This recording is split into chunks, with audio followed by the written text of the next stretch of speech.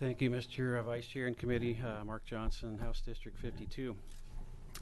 And thank you to my colleagues also for allowing me to be up here with them.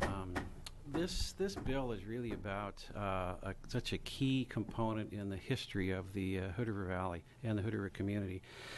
And I grew up in the town of Parkdale. Actually, a village, I think, is probably a more accurate way to describe it. And I think, Mr. Vice Chair, you have a little firsthand knowledge of that now. Is that correct? And, you know, when I grew up, most of my friends were named Donald, Doug, Brian, Sally, Todd, and so forth. But they had last names of Suzuki, Akiyama, Sato, Tambera, Yasui.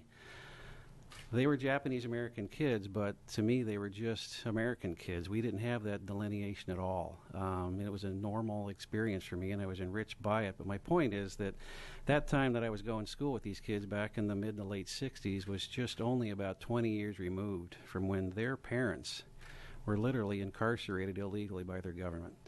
But you never sensed that in these kids at all.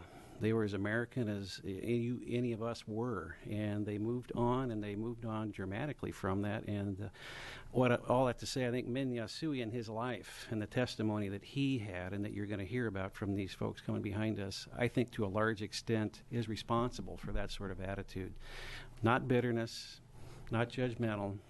Just said we're Americans. We're going to be the best Americans we can be, in spite of how we've been treated in the past. So that, to me, is the legacy of Min Yasui in our community, and I think you're going to be moved by what you hear by those that are here to testify. So I would strongly hope you can support this measure. I think it's again the only person in the history of the great state of Oregon to receive the Presidential Medal of Honor, or is worthy of some recognition, and it's something I think we can all coalesce behind. So thank you, Mr. Chair.